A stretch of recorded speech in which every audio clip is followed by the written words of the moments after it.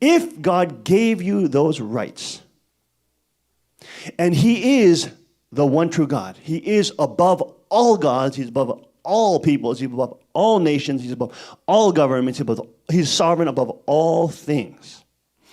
Then the rights that you have received are what we would call in philosophy as divine rights. These are rights that cannot be taken away, or natural rights is another term for them. Rights that cannot be taken away by any person, organization, station, political power, etc. They cannot be taken away. Even another deity cannot take them away, because we receive them from the one true God. We receive them from the King of Kings. That makes sense?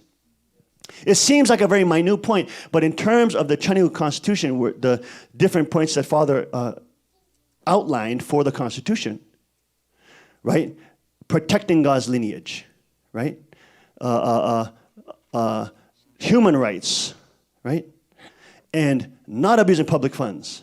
All those things which are now delineated in Cheon-il Guk Constitution, the beginning point of all that is the one true God. We're not talking about a one true God which has an object partner that is as great in authority as him, and then can change his laws, can change the gifts of freedom and responsibility he has given humanity. Do you see how huge the consequence is when you depart from the one true God? Now the tyrants will always win. Always they will win. Once you depart from the one true God, the dictator has won.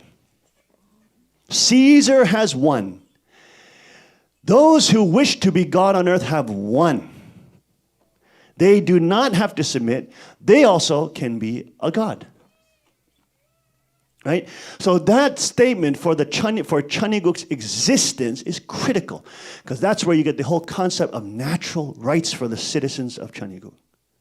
This was a concept between natural rights of the U.S. Constitution as well, a Judeo-Christian understanding of Yahweh and Jesus Christ, right?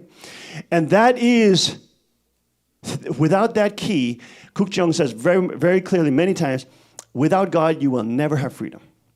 If we have freedom because everybody here agrees, I love his example, he calls it the dictator principle.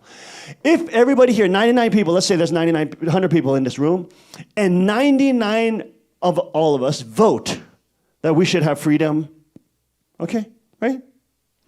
But there's one person who says, screw that. You guys all vote for peace and freedom. Screw you. I'm going to kill you all. I'll kill you all, and I'll be the dictator. You see what I mean? You see the problem? The dictator will not abide by a majority's perspective on freedom or the use of force. He doesn't have to. He can determine his own laws. You see the problem? So you have the dictator principle always wins. If human beings can decide their human rights, the dictator will always win. Because there's always going to be one psychopath or a couple psychopaths who work with sociopaths who say, screw you weak dummies. I'm going to amass all this military power, and I'm just going to kill you all. Anybody who opposes me, I'm going to kill you all, and I'm going to be totalitarian dictator, right? There's always going to be that demon in the room. So the dictator will always win, unless freedom comes from a transcendental source and not from a human source. Your freedom cannot come from human beings agreeing. If that is the case, then as soon as 51% agree, you should have no more rights. You lost. You are now being ruled over with slave masters.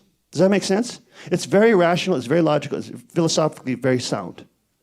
The dictator principle will always lose unless we have a transcendental starting point for freedom. That's right there. There is one God. There's a God above all gods that all the false gods people believe in, or themselves. There's a God above that.